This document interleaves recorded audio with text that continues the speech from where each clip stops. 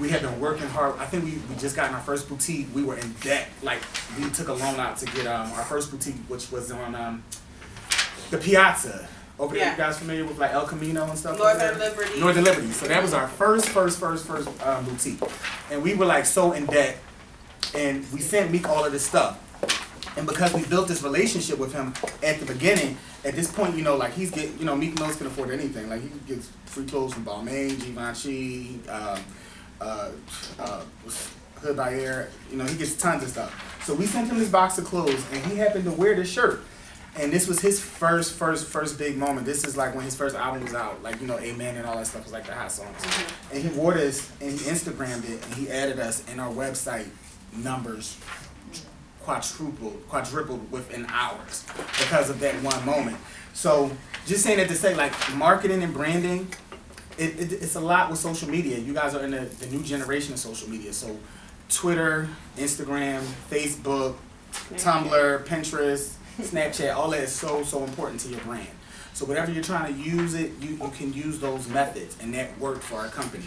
And also building relationships with artists or celebrities or even people that just have a lot of followers. If you can afford to, once you guys start your businesses, if you can give them comp product, if you do have it in your budget to give somebody a shirt and they at your brand, that can result in sales, and it can result in awareness of your brand, and it can trickle down into dollars. So it's not just like, oh, Nicki Minaj wore this, or I just got this on this person for free. But if they at you, it can really turn your business around, and that's one of the biggest things I feel like that happened to my business, and the reason we're successful. Well, just to piggyback on that before we move on, a lot of the things that he also said is preparation, which is what we're doing right now, meets opportunity. So if you didn't have any shirts ready or a concept ready for Meek Mills to actually put the garment on and show it in front of people, then he wouldn't be where he is right now. So that's why we teach you, again, so many different ways to express your ideas and being able to communicate that. And then, another thing that he was talking about is like communicating and networking with the people around you. So if you build good relationships with Miss Curtis, Miss Crooks, and I, and also like the career team upstairs, or, even online, not just, using social media as a tool to say, I was doing yoga last night or something like that, but to reach out to people that are actually in the industry that are doing what you need to do, then you'll get to where you want to go. Definitely.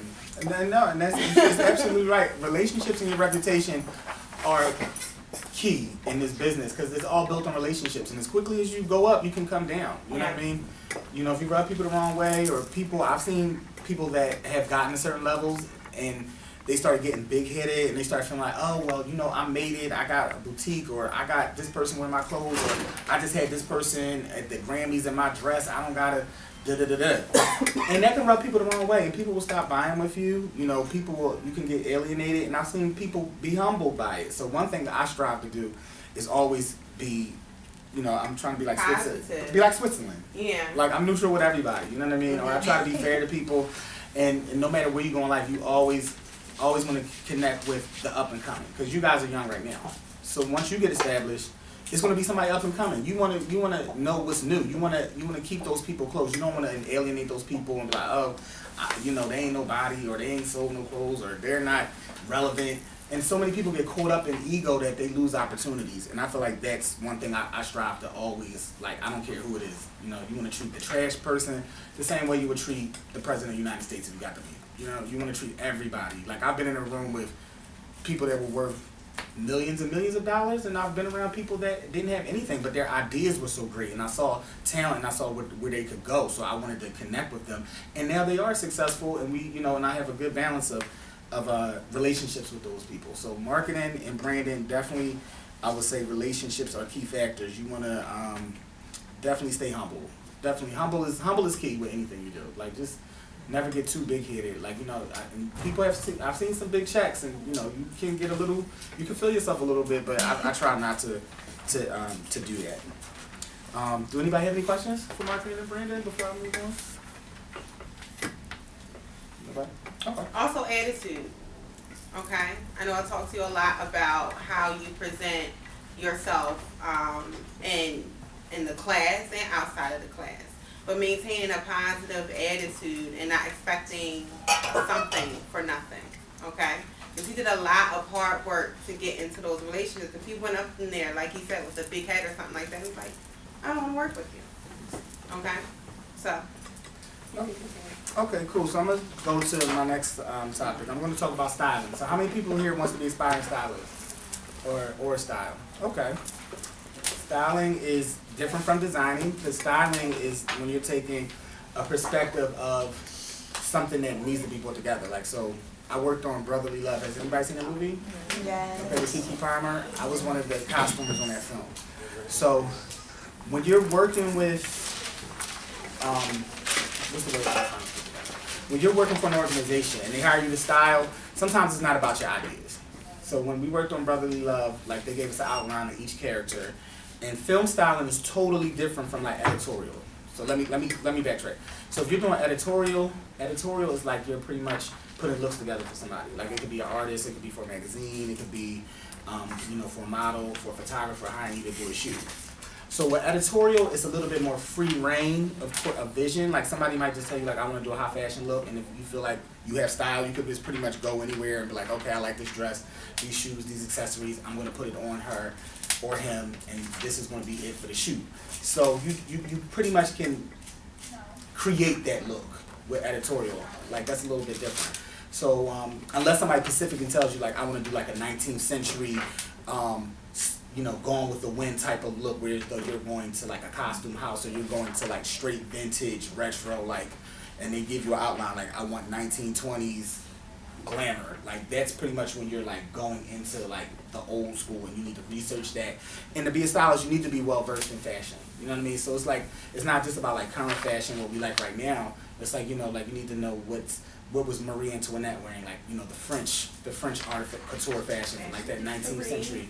It's like, even taking it back to like the Egyptians, the ancient Greeks, you just need to be universal fashion and where things come from, and like what fabrics, look good, what designs, were like a big part of that time period. You don't have to know everything, but just know bits and pieces, because you don't want to be on a set and like they're asking you things and you don't know anything, or like you're just like a deer in headlights. I mean, sometimes you can fake your way through it, but eventually they're gonna find out that you don't know anything, and they're gonna regulate you to just being an assistant or the the person getting the coffee, and be like, you're not ready to style.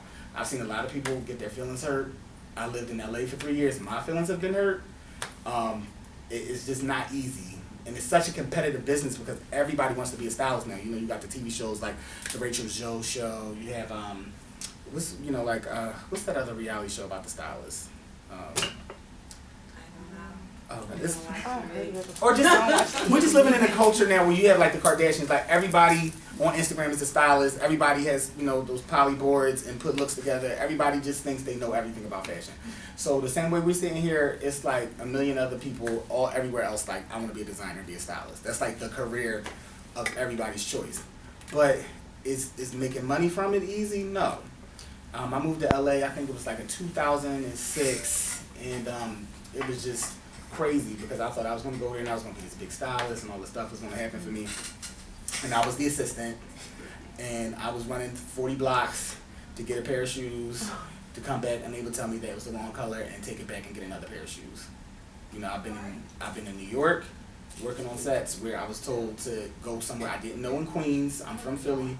I didn't know the subway system, and I was lost finding a shoe factory, and I was like literally in tears because I was there for like 5 hours, and I was like, nobody would tell me where to go or anything. They didn't. I finally found the place, and I bought back shoes, and they didn't even use the shoes.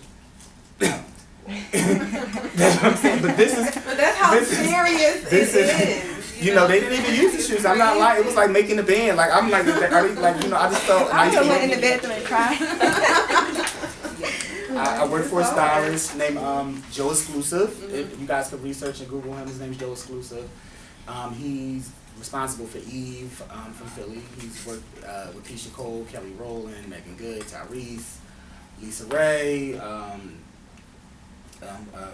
Maya, Lil' Kim, Trina. So many different people he's worked with, and I got a chance to. That's who put me through the hell that I went through. Like and he's like a no nonsense stylist, and he's like, you know, the lady from the Devil Wears Prada. Like, get my coffee, where you at? I need stuff now. Why are you sitting around? And I'm literally might have been up since 7 o'clock in the morning doing all kinds of stuff for him, and it still was never enough. But that's just how it is. And you know, some people, you get a focus to where you can deal with it and you can move on, and then you see the people that can't handle it and they like, I'm about to go work at a bank, or I'm about to go get a hospital job, because it's a cruel industry. Like, and it's really not. When we look at certain aspects of the glamour, we see the Vogue covers, and we see, you know, how Kanye and Kim looked last night, or we see Beyonce and Jay-Z, and like, oh my God, like, I want to do that. Or we see the Fashion Week stuff, but the people that put all that together behind the scenes is grueling, and it's murky, and it's back-breaking labor. It's hours and hours of not being paid, too.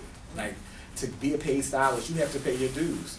You know what I mean? You can work for peanuts. There's people that'll give you like $200-$300 here and there, but like, if you want to make your money off of styling, you're gonna have to like put the pound in. Nobody's gonna be June Ambrose overnight. You know, Ty Hunter. You know, of course that's Beyonce's cousin, so of course he really, you know, he has a leg in because that's Beyonce's cousin. But it's, you know, Marnie. I forgot Marnie Penn. You know, these people don't get to be like top stylists just like overnight. It's interning.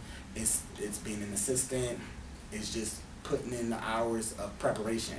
You know, like doing all the stuff nobody wants to do.